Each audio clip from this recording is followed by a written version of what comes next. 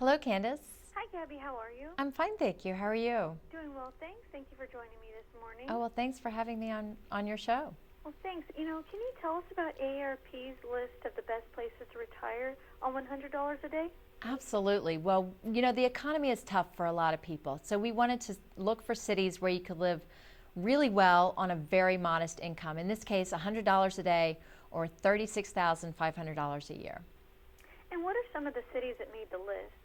We have a great number of cities all over the country. We've got San Antonio, Texas, Pittsburgh, Pennsylvania, Gainesville, Florida, Grand Junction, Colorado, Spokane, Washington, Las Cruces, New Mexico, Roanoke, Virginia, Omaha, Nebraska, and Eau Claire, Wisconsin.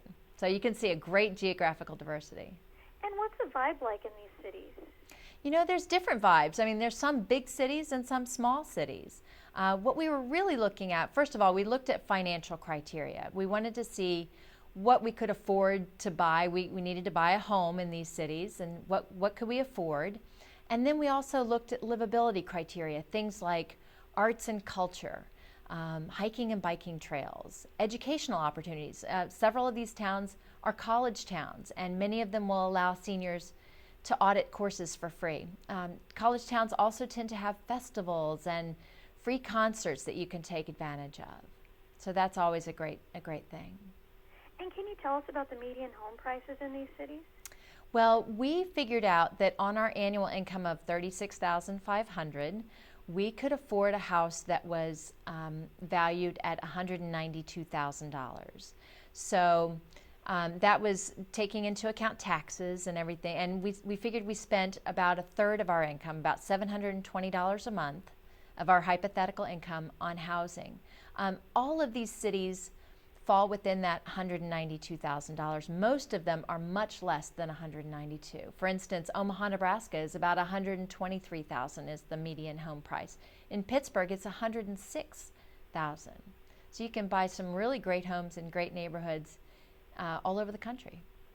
And were there any other factors that were taken into account? Well, absolutely. I mean, we did look at cost of living. We looked at other financial criteria. We looked at the price of food, for instance, housing, utilities, taxes. We looked at the unemployment rate. We didn't want to send people to places where they might not be able to find a job.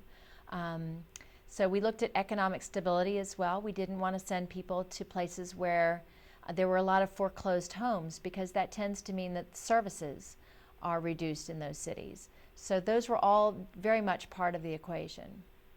And do you have any additional tips or information you'd like to share with us? We have a wealth of information at aarp.org. Not only more information on all of these cities that made our list, but we have a video and a slideshow and lots of great information. Well, thank you so much, Gabby. I appreciate it. Thank you. Thanks. Bye-bye. Bye-bye.